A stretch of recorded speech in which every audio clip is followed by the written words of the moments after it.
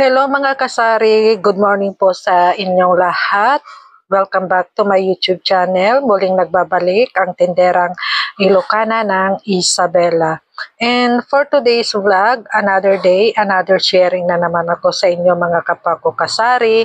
Ayan, buti na lang at may napadaan dito na nagdala ko ng mga ganitong paninda na dagdag paninda dito sa aking tindahan, dagdag pagkakitaan na rin. So, napaka-blessed mga kapwa ko kasari. Very thankful ako kasi nga may mga napapadaan dito na mga naglalako. Gaya nito, ito ay mga fast moving din dito sa aking tindahan. Kaysa naman pumunta pa ako sa bayan mga kapwa ko kasari na ito lang yung sasadyain ko. Gastos na sa pamasahe, pagod. So, yan talaga ang kainaman kapag may mga dumadaan na naglalako dito sa ating tindahan. So, kagaya nito mga kapako kasari, ito ay napaka-fast moving dito sa aking tindahan.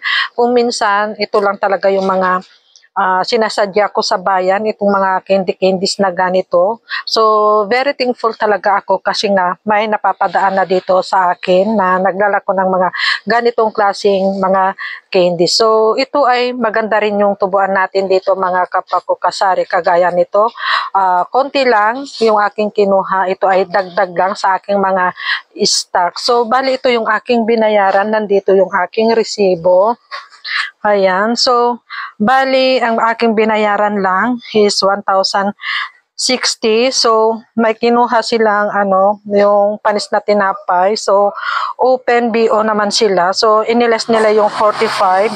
Ayan. So, bali, ang aking babayaran sana is 1,105 dahil dinidak nila yung BO kaya naging 1,060 na lang. So, yan talaga ang kainaman.